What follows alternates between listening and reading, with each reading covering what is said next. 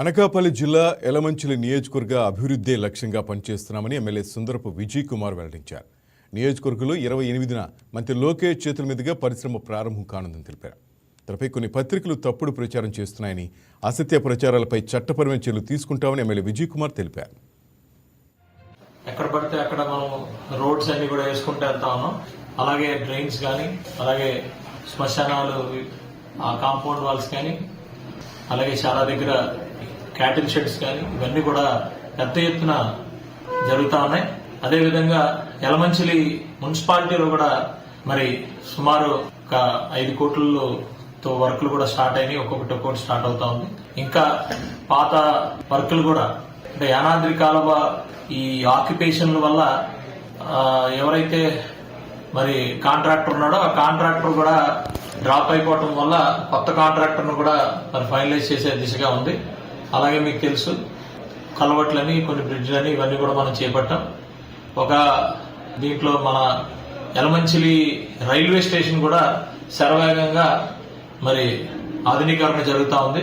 అలాగే railway under bridge కూడా కొంత ఎక్కువగా ల్యాండ్ ఎక్కువగా వేస్ట్ అవుతుందనే ఉద్దేశంతో నేనే కొంత డైరెక్షన్ ఇవ్వటం వల్ల దాని డ్రాయింగ్స్ ఇవన్నీ కూడా చేయించవటం వల్ల అంటే అక్కడ ఎవరికి కూడా ఇబ్బంది లేకుండా ఉండాలని చెప్పి అవి చేంజ్ చేయడం జరిగింది. సో అవి కూడా అప్రూవ్ అయ్యి ఉన్నాయి. అవి కూడా రాబోయే రోజుల్లో స్టార్ట్ చేసేస్తాం. అలాగే ఇంటింటికి మున్సిపాలిటీలో కొలాయిలు దానికి కూడా ఈ మార్చ్ లోనే స్టార్ట్ చేస్తారు. అలాగే ఎస్టీపీలు కూడా మన యలమంచిలి దీంట్లో కూడా పని జరుగుతూ ఉంది. రేపు 28ని ఒక కంపెనీ రాంబిల్లిలో కూడా స్టార్ట్ చేస్తున్నాం. భూమి పూజ చేయడానికి లోకేష్ గారు వస్తున్నారు. ఒకటి కాదు, ఇన్ఫ్రాస్ట్రక్చర్ అలాగే ఎమ్యూనిటీస్ ఇలా డెవలప్ చేసుకుంటూ వెళ్తా ఉంటే మా మీద బురద జల్లడానికి ఇష్టానుసారంగా మాట్లాడతానంటే ఊరుకునే ప్రసక్తి లేదు. సోషల్ మీడియాలో కూడా చాలా మంది కావాలని పార్టీని పట్టుకొని నా మీద అదే పనిగా వేసినప్పుడు వాళ్ళు అనుకుంటున్నారేమో డెఫినెట్ గా చట్టరీత్యా చర్య తీసుకుంటాం.